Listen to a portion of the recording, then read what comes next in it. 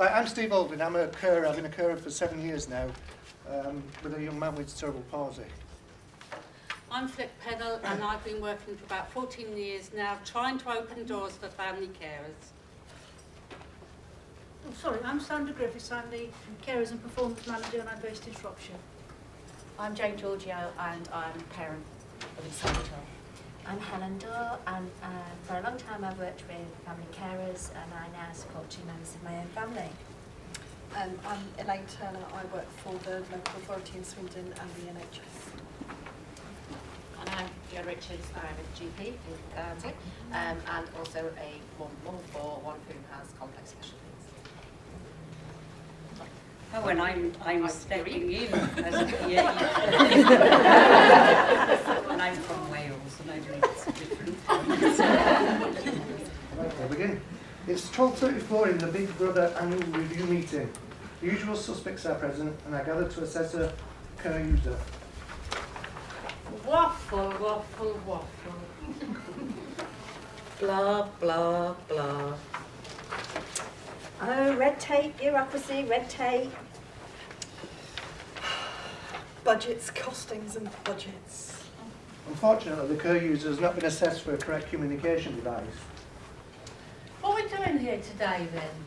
Was it another service user review or something like that, wasn't it? Well, I'm not so sure. I think somebody wants an upgrade to their communication aid, but I mean they've got no idea how much paperwork that's going to involve, you know, it's a bloody nightmare.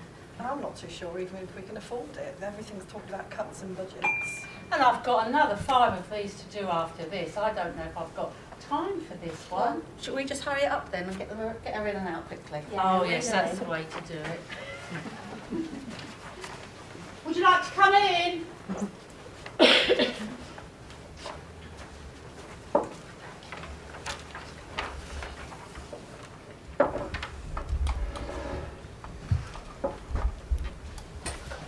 Cup of tea, Miss Babs. I understand you've come in because you're looking for... Oh, sorry. Sorry, we are a bit short time. Don't mind.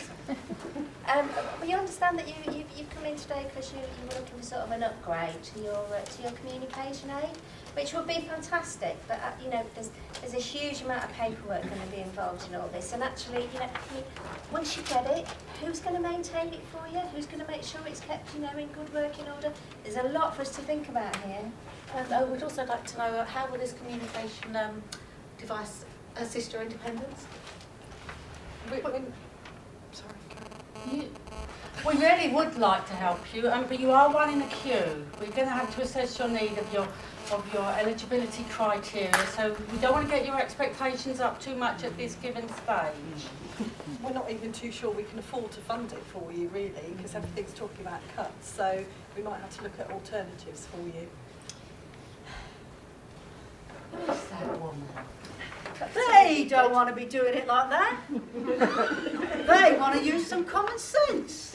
Why don't they listen to what Fiona really needs? Wow. Oh, what came over me there? Oh, quick tempo. Forget that. Hello, Fiona. Hello, family carer. And how could we help you possibly today? And certainly you, family carer, we need to involve you in this.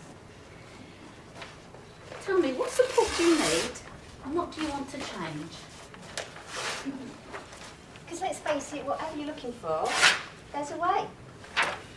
We could even look at giving you an individual budget so that you can get the things that you really need. Oh, she's looking so much better and I'm feeling so much better. Absolutely. 1 month later, a new communication aid arrived and Fiona was happy as pie. I was trained. Finally got a voice of my own. So we have a message. We stand before you full of our new learnt skills. And we ask you to spread our word too. It's all too often this story and the stories that you've heard today. So we're going to ask you to join our skill level. We want you to accessorise. How are you going to do that? We want you to surround yourself only with good fairies. Good fairies like Mrs. Ordinary. Everyday people. Reliable, excite, energise, demonstrate. Doers, people full of common sense, because they're going to inspire you to make it better for us. We want you to think individuals and their families. How are you going to do this? It's about respect. Don't do to them what you don't want done to you. Embrace them, for they're the agents for change. They are the solution to all of your problems. Allow them to become contributors within their communities. Inspire them. Let's inspire each other. How? Support your workforce. Allow them to get back to what they signed up to do. Remember, equality doesn't mean that you treat everyone the same. I stole that from you, Philippa. Do you recognise that? Imitation is the sincerest form of flattery. We need to have and show solidarity, form alliances, and cultivate our allies. How? Again, look for your good fairies. Look for them within workers and commissioners, in family carers, because those people will always gravitate to warm, enthusiastic problem solvers, and that's families and individuals. We're going to ask you just a couple of things. One is stop doing it to people. Allow them to become people in their own right.